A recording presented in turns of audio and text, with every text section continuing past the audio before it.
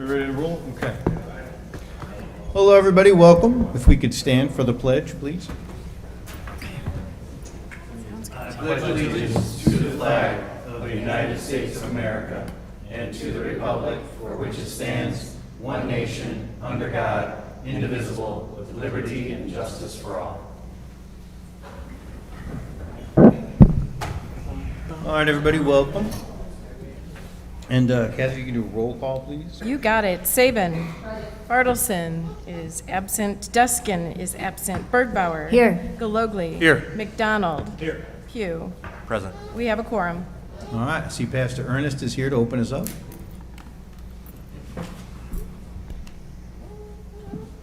Please pray with me. Mighty Father, first we say thank you. Thank you for all of your grace and all of your mercy. Thank you for your divine protection, Father God. Thank you for the shield that you have over our city from hurt, harm, and danger, Father God. Please continue to put your angels around this city to protect it, Father God. And right now, we look to the hills from which our help comes from, and our help comes from you, Father God. So we ask you to lead and guide tonight. Lead and guide our leaders, Father God. Lead them, Father God, with your Holy Spirit. Protect in the name of Jesus. Amen. Amen. Thank you, Ernest. Appreciate it. All right, friends. Anybody got some liaison reports? I got a couple things. We are starting our canal days, Thursday the 6th through the 9th. There'll be beer tents, wine tents, carnival, all types of things going on. There'll be a parade on Friday. I think the parade starts around 6. They're lined up around 4:45. And that's just kind of kicking off the summer. We will have our Friday night summers in the parks. The next one will be Friday, June 14th. And our cruising into Lockport Monday car shows. The next one will be the 17th because we will skip the Canal Day Monday. And I would like us all to congratulate our attorney, Sunny Williams.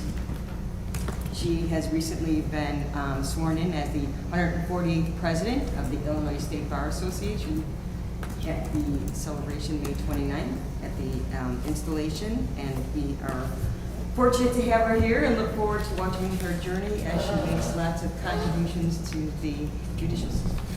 Right on. Good Well done, job. Jenny.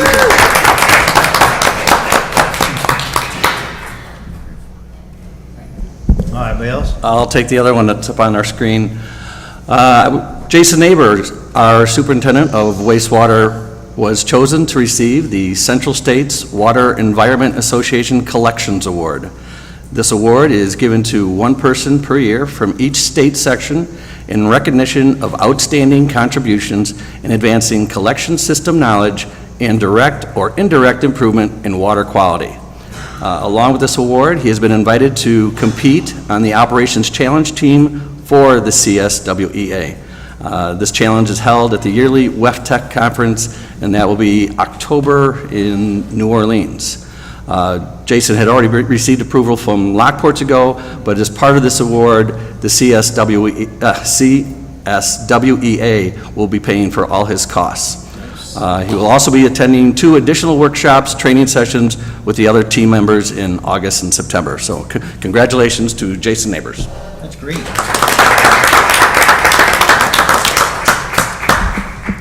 I've got one thing, if you allow me to indulge you in this. Saturday, June 15th, 815mulchet.com presents Figure 8 school bus racing. The reason I bring that up is that it's also 5-0 racing for Special Olympics. Who is the fastest cop? Lockport has 2 officers that are going to be racing this year on Saturday, June 15th, both off duty. They'll be participating as drivers in the Special Olympics 5-0 race at Grundy County Speedway in Morris. That is in Illinois. The pits open at 2 p.m., the stands open at 4 p.m., and races begin at 7 p.m. Great event for a good cause. We hope to see everybody out there at the races. If you're not there, you better be dead, and if you're dead, wake up. Did you say figure 8 bus races? Yes, and figure 8 school bus races. So if you've never seen those before, I've seen them pull trailers around. That's interesting to watch too. Cool. So it'd be great to show up and support the officers we have out there. I think we're going to have a good showing this year. All right, fun. I hate to follow that because that was Yeah. very energetic. This is about Bloom Lockport. Here's the Route 66 plantings. It's coming along. It looks beautiful. It should be done in another 2 weeks. It should be finalized. If you want, take a look. Walk out there. It's really nice. Also, at your door, our service that we've contracted with Waste Management.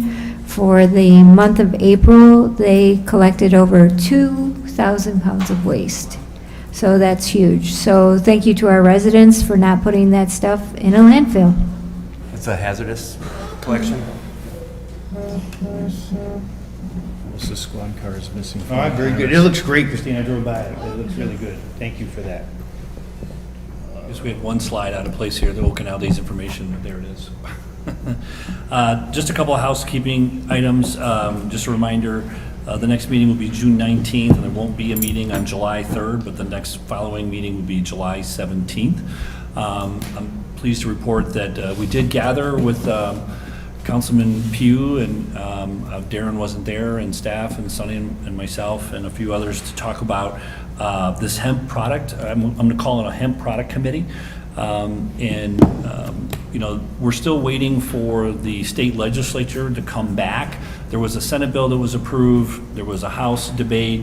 They were going to make some changes, which means the Senate's going to take it back up probably in the fall session.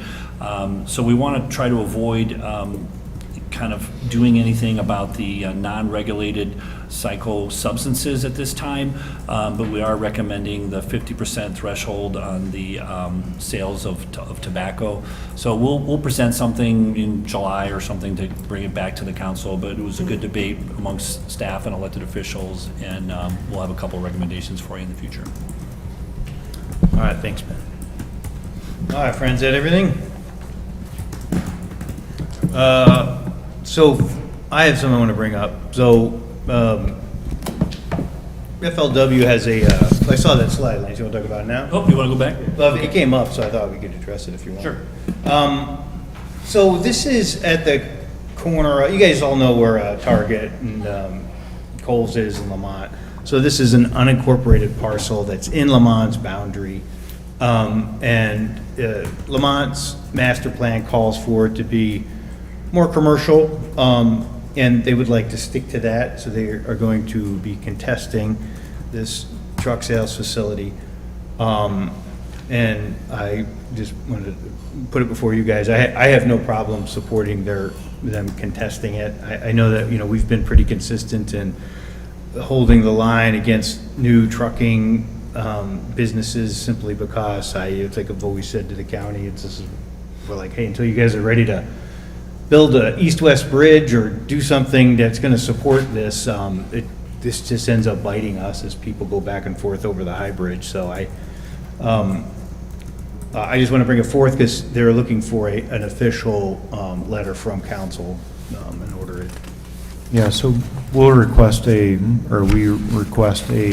ability for the mayor to write a letter of objection so that it goes onto the Plan Commission record. They needed those by June 11th. We would typically start this at Plan Commission, but given that we don't meet until the 11th in the evening, we won't be able to submit anything by the 11th during business hours.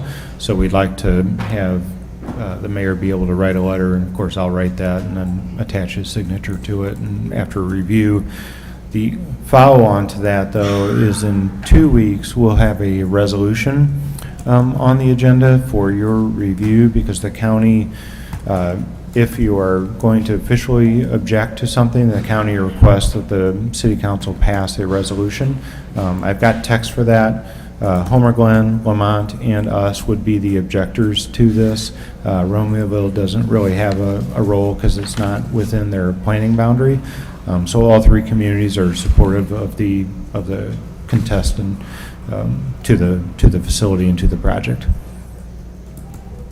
Any objection to that? We all okay? Thank you. All right, friends. Then we'll move on. I'm looking for a motion to have a consent agenda tonight. Motion. Second. Pat and Christina. All in favor? Aye. Okay, so Looking for a motion tonight to approve regular city council meeting minutes from May 15th, our committee of the whole meeting minutes from May 15th, our payroll period ending May 12th and 26th. Appointment of Alderman Pugh to be the city council's representative to hear step 5 grievance appeals. And then accept the proposal for design engineering services for well 6 and well 13 filter and pump house rehabilitation with Christopher Burke. So looking for approval. So moved. Second. All right, I think it was Jonathan and then JR. And we'll do a roll call, please. All right, sorry. Is it Saban? Yes. Bartleson is absent, Duskin is absent, Bergbauer. Yes. Galogly? Yes. McDonald? Yes. And Pugh. Yes. Motion passes. All right, tonight we have a public hearing for, we talked a little bit about this last week, vacating Coral Drive. So I'm going to call this public hearing is being held pursuant to Illinois law to consider vacating a portion of Coral Drive west of McGregor Street to the adjacent property owners. So I'm looking for a motion to open a public hearing. So moved. Second. All right, Jonathan, JR, all in favor? Aye. Okay. So Sonny, why don't you give us a summary of what's going on? Yes. Mayor, members of the City Council, this was discussed at the last committee of the whole meeting. This is as allowed by state statute, a vacation of portion of Coral Drive that is west of McGregor Road. It's an unimproved area. And there's no plan to build any roads. So by statute, the portion that's north of Coral Drive will go to the property above it, and the southern portion will go to the property south that's owned by Ms. Tracy Wilson. The statutory requirement for publication of this notice was complied with, and it was published at 15 days prior to tonight's meeting, and if there are any questions, I would be more than happy to answer them. Okay, whether it's audience or council? Oh my God, that's... The property that's at the end of the driveway, do they own egress rights from the street back to their property? Next slide. Lance, you know that question, the answer to that one? The house that sits at the end of the driveway, they own egress rights from the street back to their house? If we could put that slide, yes, next slide, yes. So you talking about the property, The yellow one? the yellow one or the red dash one? The green roof at the end of the street. I think that's part of this. He's talking yellow. Or are you talking about the green, Oxley's house. the one that's not highlighted? So his house has the driveway that goes back to his facility. And the ones that are on McGregor have their own driveway on the McGregor as well. This is basically just expanding their yards. Basically, the red line and the yellow line are going to meet in the middle. Yep, correct. Does that answer the question? The red line? The red dotted line. There's a red dashed line. Yeah, but where's it gonna meet to? Down south here. Basically, the yellow This property is is going to this property assume and this most of that tree sharing line, that property. and the red line This one's gonna property pick will this up. accept the grass. Yellow line's gonna We move. we probably could have added one more line, I guess, but, Yeah, okay. Thank you. okay? Anything else? All right. Then if there's no other questions, then I actually can make a motion to close the hearing. So moved. Second. Jonathan and Renee, all in favor? Aye. Okay. Jonathan and who? I'm sorry. Renee. Renee, thank you. All right, that said, looking for a motion then to approve ordinance number 24-106 to vacate the portion of Coral Drive to the adjacent property owners. So moved. So moved. All right, Jonathan and Christina, and we'll do a roll call.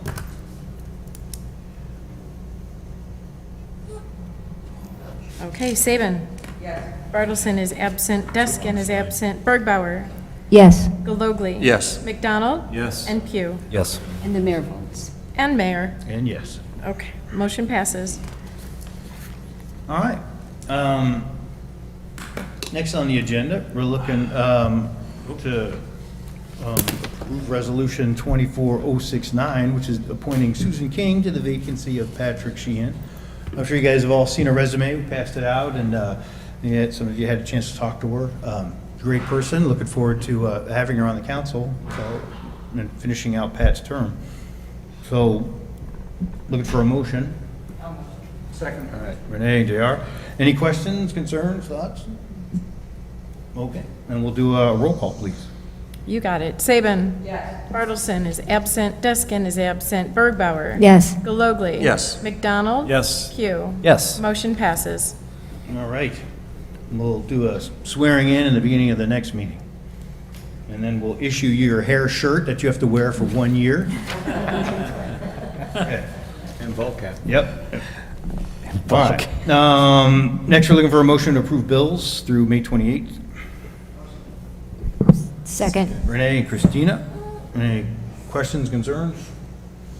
And we'll do a roll call, please. All right. Saban. Yes. Bartleson is absent. Deskin is absent. Bergbauer. Yes. Galogly. I abstain. The city of Lockport is paying my employer for water main material at the Marino project. McDonald. Yes. And Pugh. Yes. Motion passes. Right, next we're looking for a motion to approve Resolution 24063. This is the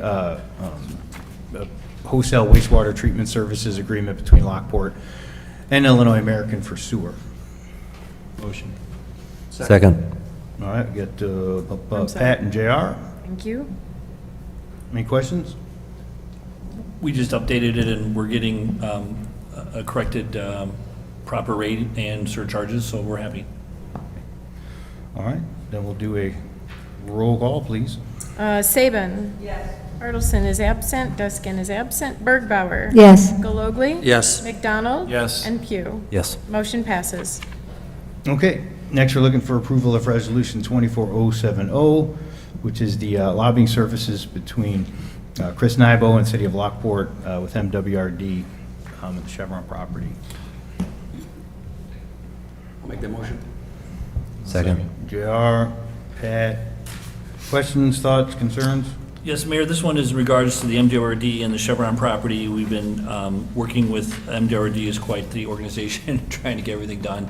I did start a small contract with this lobbyist last month. We need to extend it a little further. I did ask for an additional month that I don't think I'm going to need, but I didn't want to come back every month. So with your discretion, I'd appreciate moving forward. Okay. All right, everybody good with that? All right, then we'll do a roll call, please. Saban. Yes. Bartleson is absent. Deskin absent. Bergbauer. Yes. Galogly. Yes. McDonald. Yes. Pugh. Yes. Motion passes. Okay, next we're looking for approval of resolution, motion for 24064, which is our sidewalk program for the year. Second. Second. All right, Renee and JR. Any questions on this one? All right, then do a roll call, please. All right. Saban. Yes. Bartleson is absent. Deskin absent. Bergbauer. Yes. Galogly. Yes. McDonald. Yes. And Pugh. Yes. Motion passes. All right, last, we're looking for a motion to approve Resolution 24066, which authorizes the approval of an intergovernmental agreement between Lockport and the County Will for maintenance and energy on various traffic signals. I'll make that motion. Christina? Renee? Questions, thoughts, concerns? We're all good, then we'll do a roll call. You got it. Saban. Yes. Bartleson absent. Deskin absent. Bergbauer. Yes. Galogly. Yes. McDonald. Yes. Pugh. Yes. Motion passes. All right.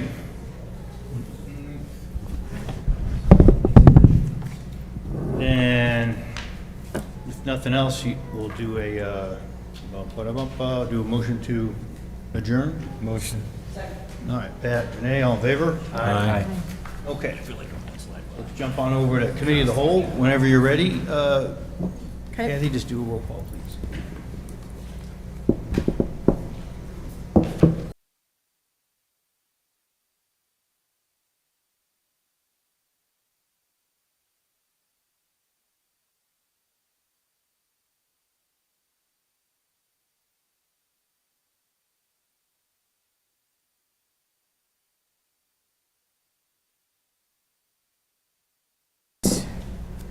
Roll call. Saban.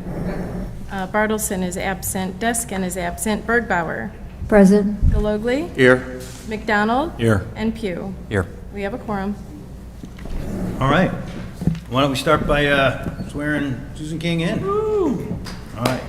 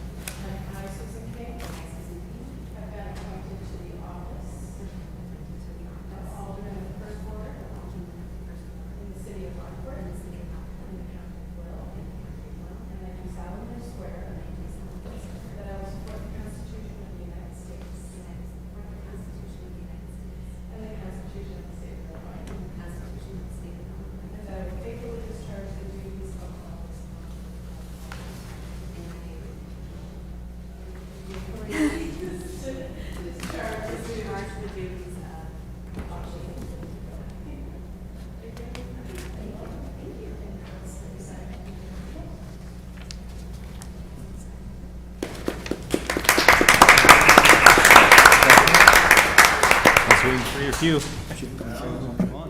Hey, we'll take a seat right over there by Jonathan. Yeah, come on. Yeah, how about a quick picture? Yeah. She can't get out now. Yeah, you heard it.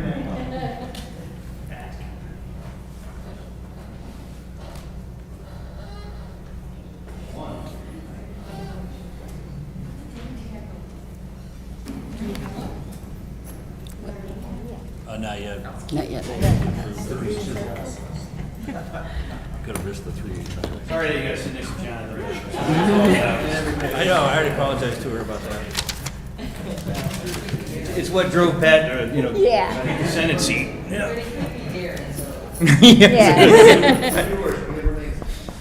Oh, mercy. All right, hold on. All right, so F1, presentation of our financial statements. What do you got, Lisa? Yes, thank you, Mayor and members of the council. We have Dave Jelinek from GW and Associates that are going to present the audited financial statements to you. Good evening. We have audited the financial statements as of December 31st, 2023. I will point out the city is our first 1231 client to be done with their audit, so that's a lot to do with Lisa and Maggie and all the hard work that they put in getting us our materials we need to do the audit. But just like last year, a very smooth audit for us. We issued a clean opinion, which means we feel that the balances presented fairly present the financial position of the city as of 12/31/23. The annual comprehensive financial report, the first several pages are informational in nature. So we have the transmittal letter as well as the management's discussion and analysis.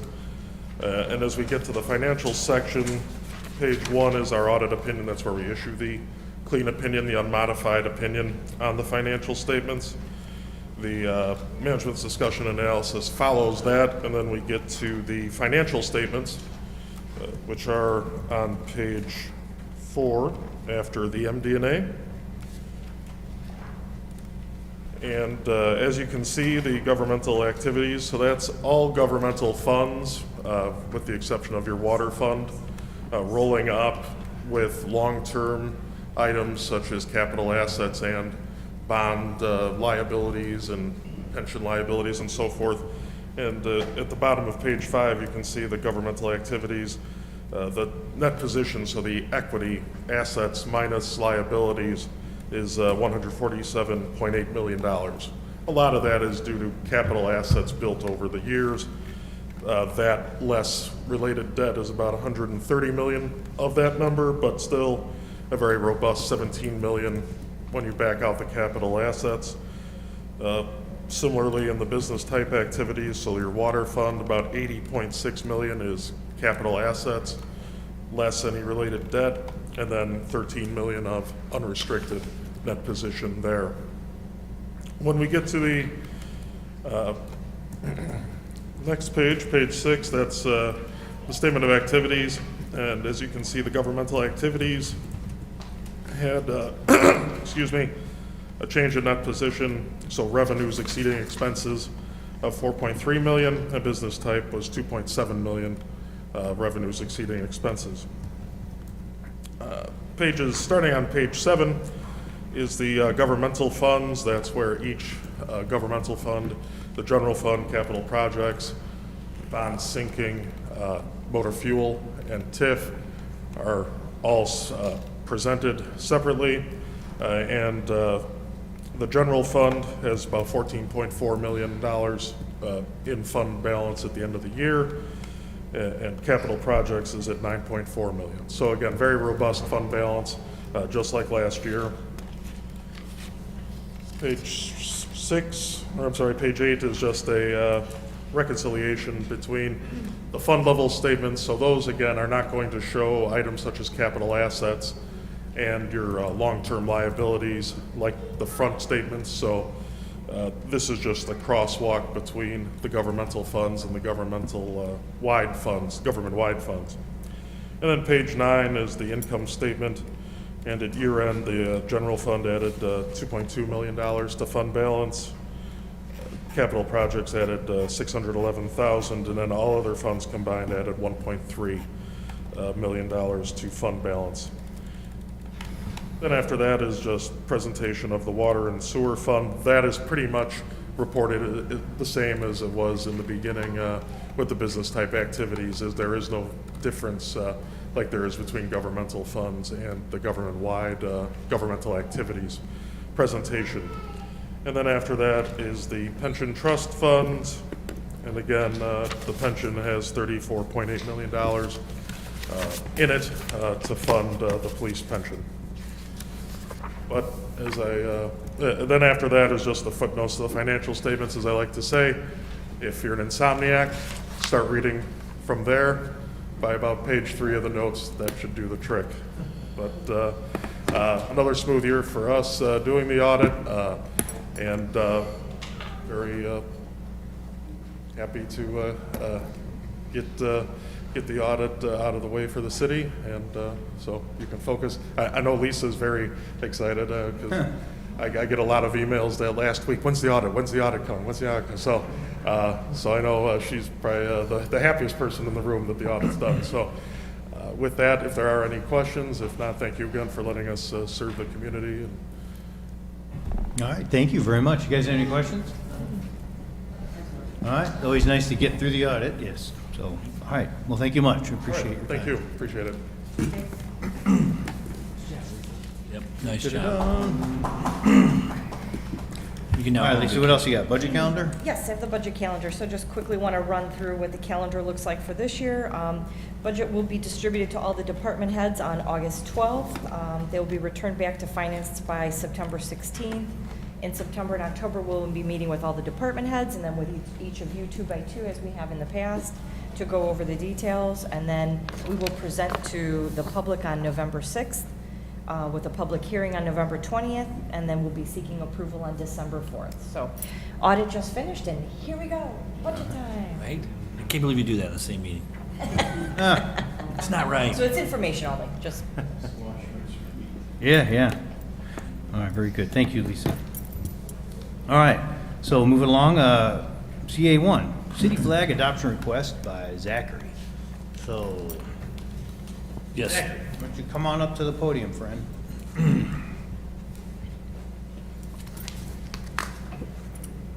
Ben, have you guys been working with Zach at all, or you just? So I did have exchanged emails with his parents and wanted to make sure we got the formal submittal. If you recall, at a prior committee of the whole, Zach came out with this idea, had handed out the logo that is in your packet. I don't know if it's in the PowerPoint. There it is. And had asked about adopting a city flag. That we've never undertaken something like this, and whether we accept a submittal or if you want to do a contest, or certainly we're open, obviously, to the suggestions. So we put it on committee of the whole for debate. He can kind of give his little presentation about what the flag means to him. If you want to go ahead and say a few words. Yeah, please, Zachary, go ahead and tell us what your thoughts are. No?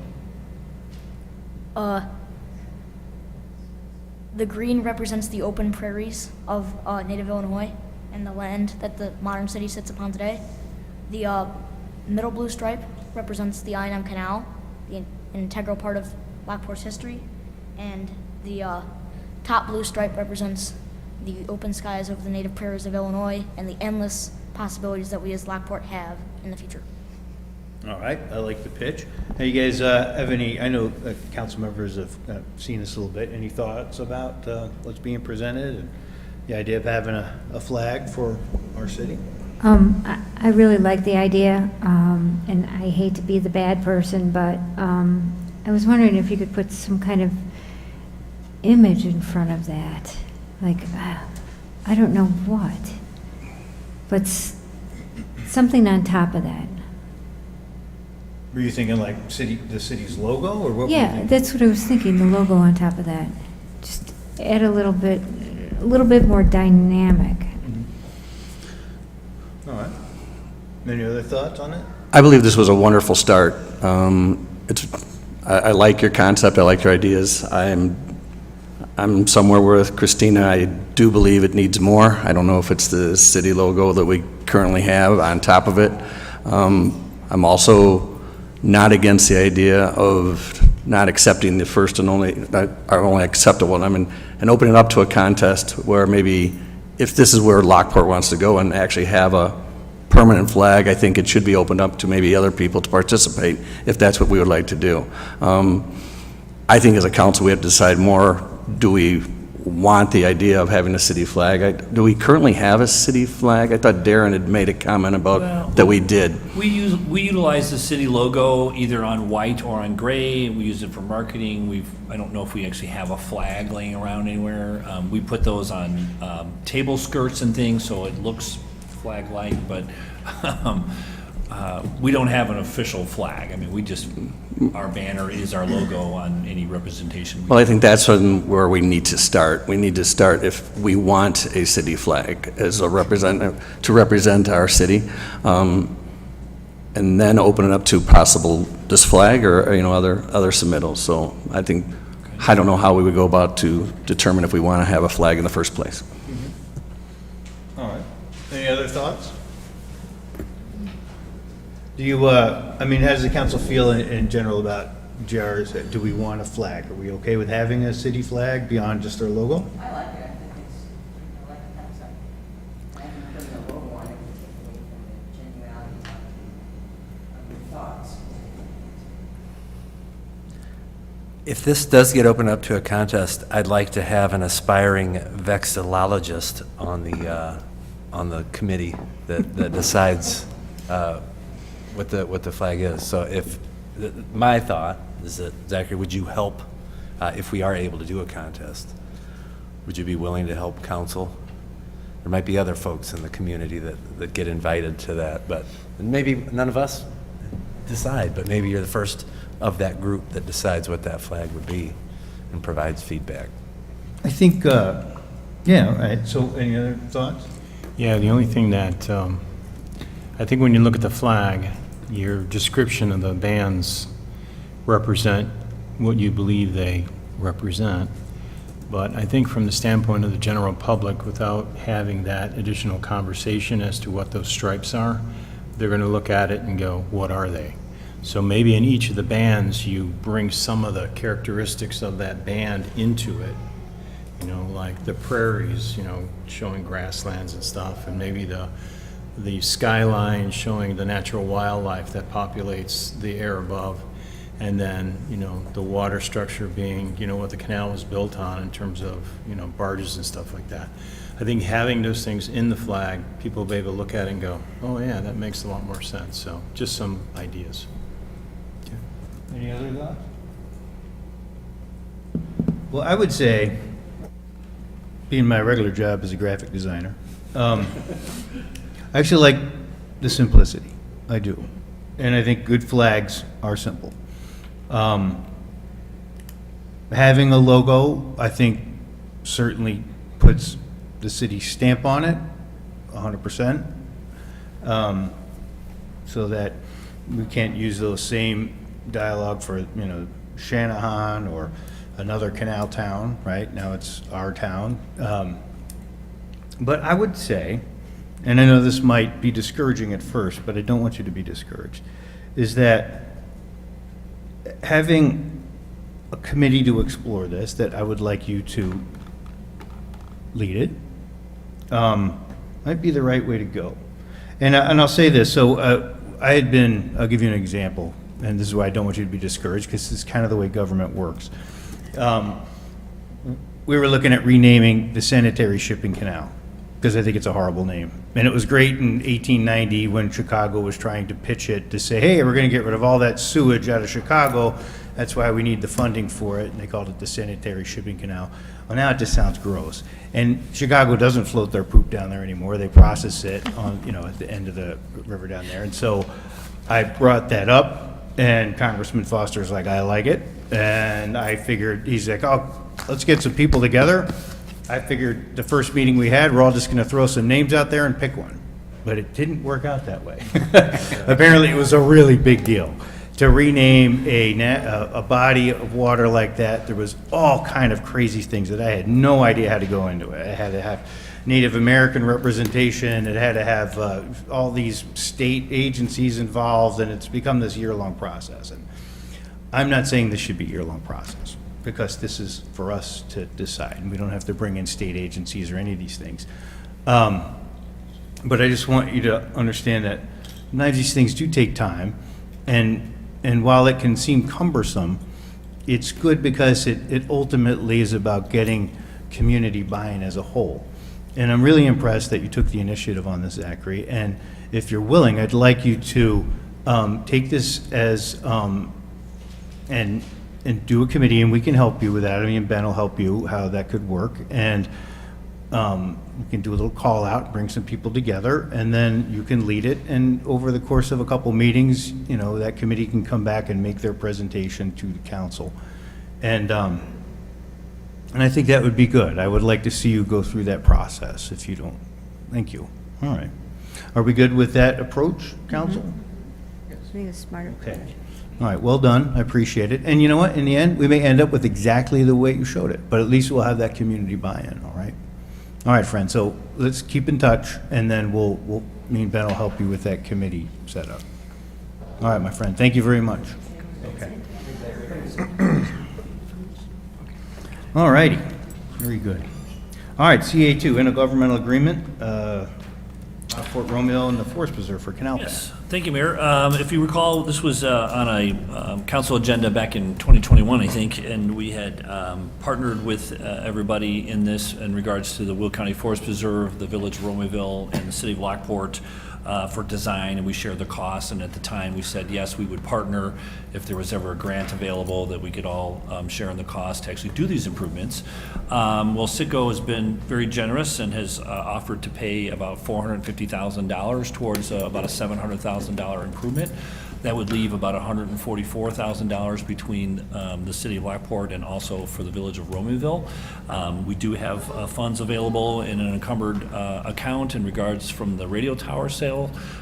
Made some sense. It was kind of a one-time exploration on an area for the path that helps connect downtown Lamont to downtown Lockport. It's been a wonderful process as it all comes together. The Forest Preserve has agreed to handle the maintenance in perpetuity, so that's going to continue to cost them over the years, so they're not participating financially at this part. But with Citgo's help and the partnership between Romeoville and Lockport, we feel it's a reasonable ask, and to get this done, we'd like to proceed with that.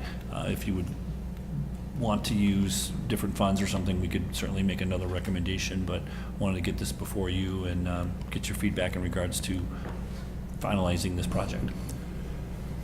I think the part of the path that loops around under the bridge and then brings you up over and then gets you on the path to Lamont is long overdue. I mean, I've ridden that thing on my bike, and it's rocky gravel and it's crazy. The thing that I was kind of more interested in, because that's a given, that needs to be done. But if you follow the paths that go up to New Avenue, and then there are some side notes in there about, future path to like the 355 trail and stuff like that. Yeah. I know we had talked about providing a trail that goes along 355 that takes you north. Right. I don't know if that was just, forward thinking or whether or not that's still in somebody's, Some of it's file done. drawer. The Veterans Memorial Trail does go north-south. It does connect to the Centennial Trail, so Right. once you go over 135th, actually, I just drove my bike up it a couple weeks ago, and it goes all the way up to the DuPage County Trail System, and then you can go all the way to Naperville. It's pretty amazing. There's a lot of good maps and links on the Will County Forest Preserve website that you can print out, maps and things to follow. There are a lot of trails in the area, but getting them connected has been kind of the leading the charge as of late, and signage. This obviously includes some wayfinding and things that are being involved in it as well. I think it will be very helpful where a lot of people would get to that part and then be discouraged and turn around and go back. Right, exactly. And they could be able to follow a yellow or a green path and then new safe improvements around there because trucks go in and out of there with Sitco. So it's a much safer environment. It'll be much more informative. And the Village of Lamont got like a $2 million grant to do another high-level bridge back over the canal itself. So Just for pedestrian bikes? just for pedestrian only, so no vehicles. So we will literally be able to ride your bike from downtown Lockport to downtown Lamont. Nice. It'd be really nice. So this is just kind of a piece of that continuation. And I was more just looking for feedback in regards to, is it okay to use the radio funds? Can you, Lisa, I know that there's been a couple things that we've been kicking around using that money for. Can you just send us a memo this week about some of the things that we're looking to draw from it? So Yeah, I'll tell you real quick, but I can follow it up with Oh, an yeah, yeah, email. please, if you've got that information. We received 1.2 million from it, and the other thing that we had talked about using it for was the Heritage Village playground, the match, because we had received a grant from the state, and it needed a match, and we were gonna use the funds for that match. I think it was like 250,000. We're not sure of exactly how the costs are gonna bid out, right? Okay. But we'd earmarked about 250,000 of the money. So of the And then this as well. Yeah, so of the 1.2, you'd have 260 and 140, so 400. You still have 800,000 left in there Okay, if we use it for those two projects. all right, I got you. Okay. Any other thoughts, questions? Okay, you guys partial to using the radio tower funds for it? Okay. And I will make a clearer announcement about that park in a second. So I'll do that at new business here, so you guys understand better what that is. Hold off. Yeah, okay. Is consent okay, or you want? Yeah, I mean, you guys consent, we'll go ahead and use that radio? Okay, that's fine. Thank you. All right, next is the release of bond. This is related to Resolution 24067. FCA Realty, which is Bentonhausen, established their letter of credit on August 2nd, 2022. As many people know, that is completed. We did all of our final site inspections and gave it a clean bill of health. So per our standard procedures, we would release that letter of credit back to the owner, and they establish a 10% maintenance bond that we carry for 1 year until we do a final punch list just to make sure everything is still living. No cracks have shown up, potholes, stuff like that, that we can fix with that money, or they fix, preferably. Cool. Edelman Drive turned out real nice, by the way. Yeah. All right, so you're just looking for something on consent? Yep. All right, everybody good with that? Yep. All right, consent it is. All right, CD2, another bond. This is related to Resolution 24068. That's what I was It's basically the exact same thing, but it's for the development that brought us crumble cookie and noodles. That has completed. It took us a little bit longer. There was some railing issues on one of the walls, but we're finally at the point where everything is passed and we're ready to go. So this would be released. I actually have the maintenance bond here in my hand that just showed up today. So with that, we are ready to go into maintenance. Everybody good with consent on that? Okay. And then CD3, alarm grant. This is a fire alarm and fire sprinkler grant for the new Lupine Montessori up on Archer, that if you've driven up there, it is a gaping hole all the way through the building, which is pretty cool to see because you can actually see how big that space is. I know that Tina and her entire team are super excited about what's to come. So this is one part of it. They have to do a sprinkler and fire alarm system within there. They have requested grant fundings to support that. As you can see in the dollar amounts, the total dollar amounts significantly exceed what we allow for in our grant funds, and so they are eligible for the maximum $20,000 on that. With this $20,000, we will be at 85% of our total funding for the year, and ready to move on. Okay. So, consent or action? Questions? Yeah, I was just going to say, I was driving down Archer today, and I looked and I saw nothing. Through. So I turned in, and I talked to, I think his name is Dave, his general contractor. And that used to be Kinetic Systems production facility. So I remember years and years and years, we used to manufacture product in there, and I walked in there and goes, this looks nothing like the did when we were manufacturing stuff. But I think that's going to be a great site for the school, and anything that we can do to help them out, I think is going to be great. Yep. Well, very good. Good with consent then? Yes. All right, thank you. All right, Chief, what do you got? PD1. Good evening, Mayor, members of City Council. Tonight I'm seeking approval from City Council to declare 4 of our older vehicles located at the Police Department as surplus due to either age, high mileage, and/or failing costly components. Those 4 vehicles would be a 2013 Ford Explorer, 2 2015 Ford Explorers, and a 2016 GMC Acadia. This is for Resolution 24-061. Okay. Everybody good with that? Any questions on it? All right, consent then. And then talk about our purchase. Sure. For this item, I am seeking approval to purchase a newer used vehicle as transportation for one of our task force officers. This vehicle would be purchased utilizing previously budgeted federal asset forfeiture funds, as well as the trade-in on that 2016 GMC Acadia that I mentioned in the previous item. If granted approval, the newer used vehicle would be purchased for amount not to exceed $30,000. Okay. And that's for Resolution 24-062. Interesting 2022, is that, did you guys just have your eye on one that's out there? Or? Yes, it's a fine vintage. Yeah, we're looking for a mid-size SUV. Brand new vehicle, probably for us about $40,000. We researched the vehicles about $30,000. It can get us a vehicle probably around 25,000, 30,000 miles. We're saving about 25% going with this vehicle, and it probably lasts us quite a long time. The GMC we've had for at least 4 years, if not longer, with that GMC Acadia. Something like this could probably last us at least 6-8 years, something like what we see out of the squad cars. Okay. At a lower price. Anything else? Are we good with consent? Okay. All right, new business. I'll talk to you a little bit about the Lockport Women's Club. So the park that Lisa was talking about, as you guys, some years ago, the Lockport Women's Club were looking to do some sort of legacy project.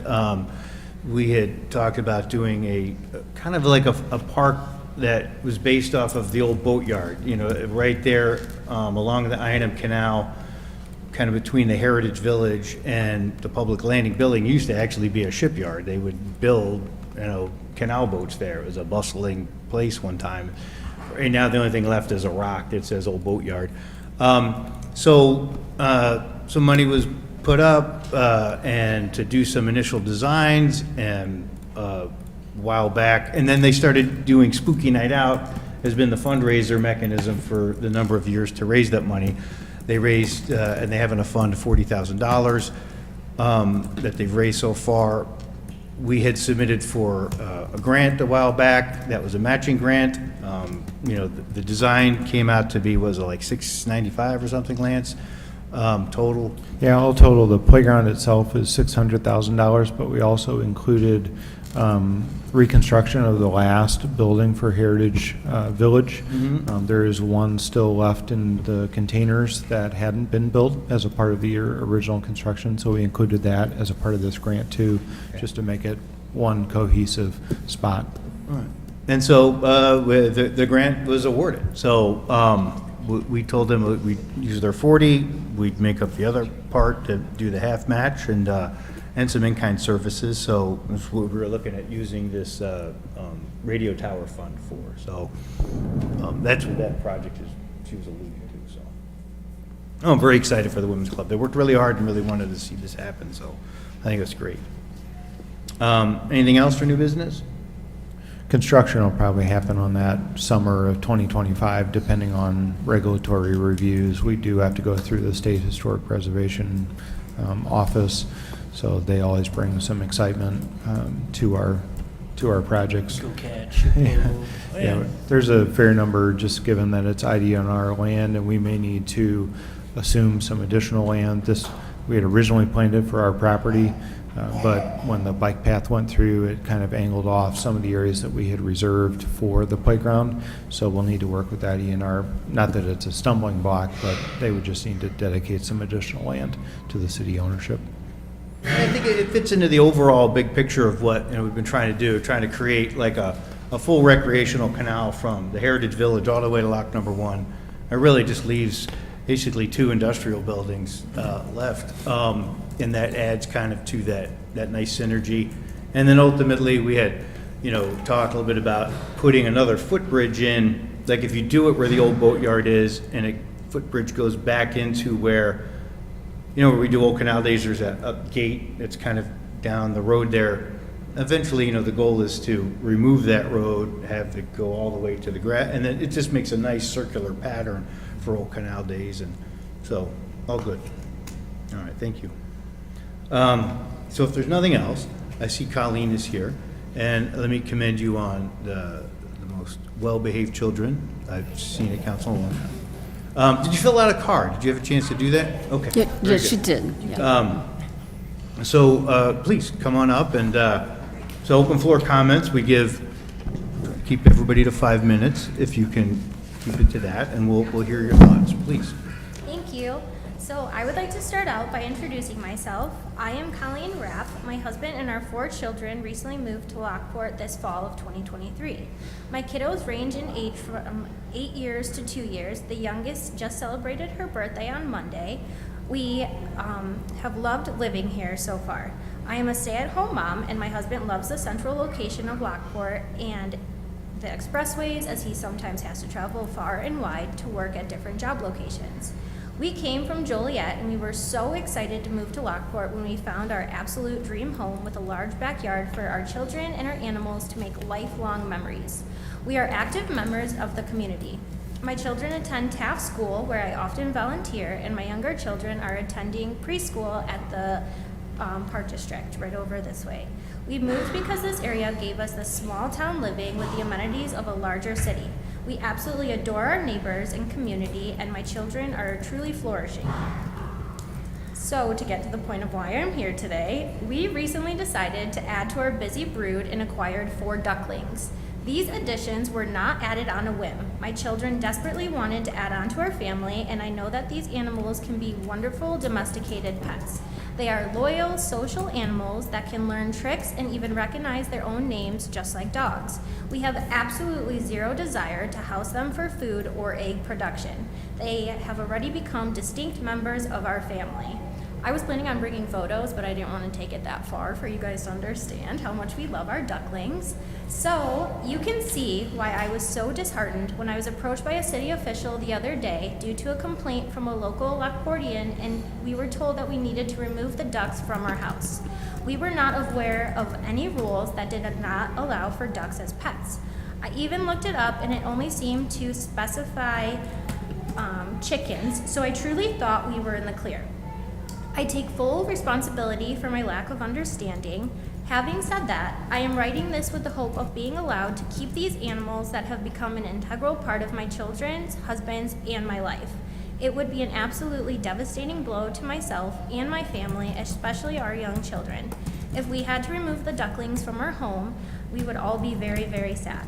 I have my outlined plan of care as well as signatures from all of our neighbors and their support of maintaining custody of these ducklings. I have a summer month plan for the ducks will be housed primarily outside as climate allows.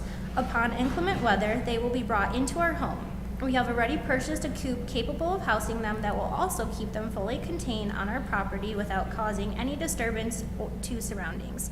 We purchased a house similar to the style of our home as to not disrupt the integrity of the neighborhood and to keep everything clean and organized. They will never be out of their coop unsupervised and will always remain within the boundaries of our legal properties. During colder months, the ducklings will be housed inside of our residence. They have a separate area in our home with proper space for food, water, bathing, recreational play purposes. Our house is already crazy with 4 kids, so we thought, why not? We will bring them in when it's cold, and we love them so very much. So I truly appreciate you guys listening to me speak about this. I attached 20 plus of our neighbors. Everyone is next to us, behind us, around the corner, all over. Everyone absolutely loves our ducklings. They love the idea that we want our kiddos to grow up with them, be outside, learn new things, not be on screens all day, and have a normal childhood. So thank you. I also have a letter as well from my doctor who had said that these are emotional support animals. She is on board, wrote everything that she needed to for you guys to understand how much joy they truly bring to our family. So thank you for listening to me. Want to say anything? How old are the ducklings now? They are, so we have 2 older ones that are about 6 weeks, and then the babies are 4 weeks. So we treat them like actual babies. My kids wrap them in blankets, snuggle them on the couches. We're crazy. I know it sounds so weird, but we love them so much, and it has been a blast for our family. You want to say anything? No, she's too nervous. Okay, so I didn't ask before. I have all the information. Do I give that to So give it to Ben. And I'll scan it to everybody. Awesome. Thank you so much. Before Colleen steps away, does anybody have any questions besides Renee for? When do they turn into ducks? Like actual big ducks? Yeah, big ducks. So right now, we have 2 that are khaki Campbells. So they are like the big brown ones. So within like 2 weeks, they already got so huge. They're getting all of their feathers. So it takes like honestly just a few weeks of them to get like big. Like duck size? Yeah, they're pretty big. Even our little one, the baby, carries them around like this throughout the house. So they're a blast. I had a couple, that's why I asked. Oh, you've had some? They grow fast. I had a couple, they did grow fast. They do, they grow so fast. Oh my gosh, I know. They're so sweet. We love them. They like follow me like I'm their mom, so it is so cute. I love it. But can't we say that with chickens, though? I mean, don't some people love their chickens? This is a tough one, if you ask me. Right, absolutely. So for us personally, we don't want them for their eggs. We don't want to sell their eggs. They're just like pets for us, like how people love their cats, how they love their dogs. It's different, I know. There's the thought of, oh my gosh, they have ducks as pets. But for us, it's just a new experience, and it's something for our kids to do and learn about and actually grow, I think, as people and have things to take care of and responsibility.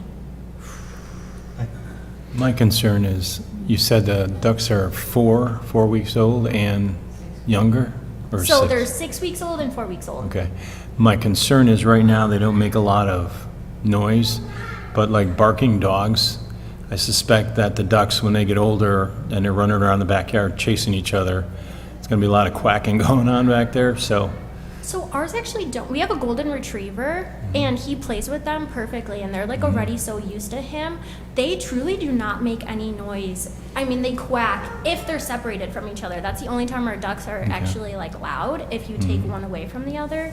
But so far we've noticed they do really well with our dogs. Our neighbors all have dogs, and they do not react to it. I feel like they're so used to it already at this point. Yeah, my concern is right now that people say, oh, they're young and cute, they don't make much noise, but I think typically as ducks get older, they are a little more vocal, so I don't want you to get to a spot where all of a sudden now they're older and they're making noise which your neighbors didn't anticipate when they signed the agreement to say, yeah, let's go for it. And to Christina's point, There are a lot of people in Lockport that would like to have chickens in their backyard, and that's a contentious conversation.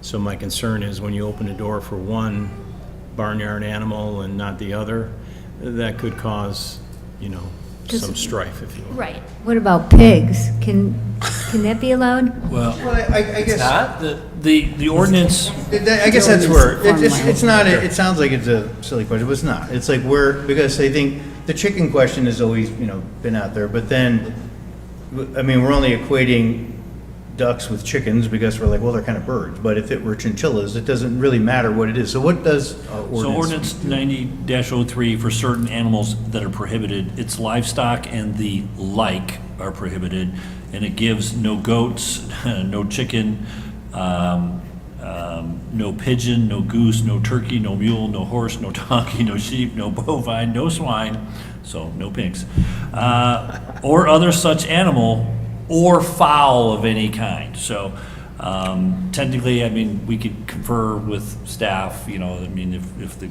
council wanted to make an amendment of some sort, it's certainly possible. It just depends on how you want to. Oh, yeah. I just was curious to know if it was specific, and it is, so that's fine. I would, here's my thoughts on it, is that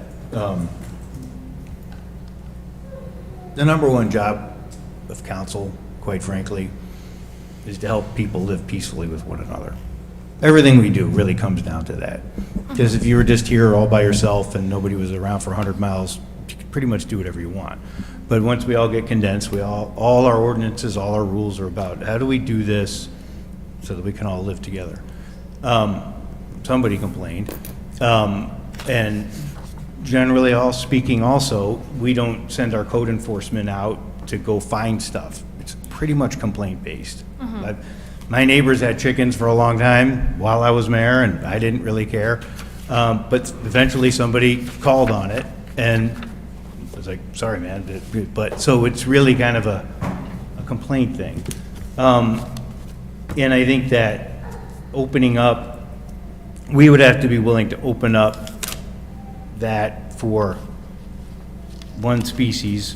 And it's not a small thing. It sounds like it is, but really, ultimately, we'd have to think about what do the enclosures look like, what are the setbacks, and all these kinds of things that are involved in it. And I don't, probably, and Darren would have remembered this, maybe JR, but before, going back about 13 years, there was the Great Chicken Wars in this council, and it was a really divisive, this was before my time, but this is a really divisive topic about bringing chickens, and it was really, the passions really were high for people on both sides, and ultimately it got voted down. And understanding about like not trying to open up that window to cause the consternation that comes from some people who just don't want anything to do with livestock and not changing the ordinances from it. Why don't we do this? Kind of like much like Zachary did with his flag. He came and talked to us once, and then we looked at, does it something that we want to talk about on the agenda? It'd be a bit of a process. So Lance will share the documents that you've given us, and we'll do our due diligence and talk through it a little bit. And I think that's probably the best place to go from there. Okay, absolutely, thank you. I guess for the sake of, I'm assuming your ducks are still there. Was she actually cited, or do we? That's could you include the complaint or whatever that led to this? Or who has? It was a warning. We give a warning for the first time There's out. no hearing pending There's or no anything. cite. So we don't have to no take action. citation. So it wasn't a neighbor or something where the original, or was somebody spotted something? It came in through our eGov system. Oh, okay. Sometimes people put their names, sometimes they don't. It's always anonymous. Did that person that complained sign this? That's what I was dying to know. So I would love to know, because everyone surrounding us, those 20-plus people, all live right around us. So obviously, no one would tell me to my face, I think, if it was anonymous. But they signed it, so if they are on there, that is a whole nother thing for them, I suppose. Yeah.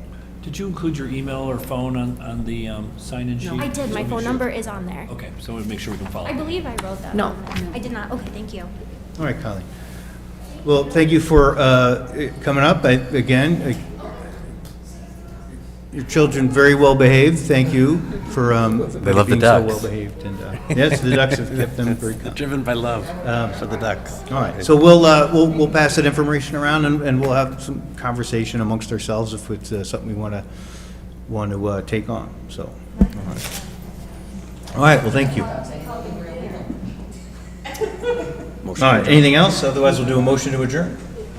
I'll make that motion. JR. Second. All right. All in favor? Who was the second? No, it was Pat. Okay. Make sure you set it down somewhere. Hey, Pat, when you speak, I need you to speak so I can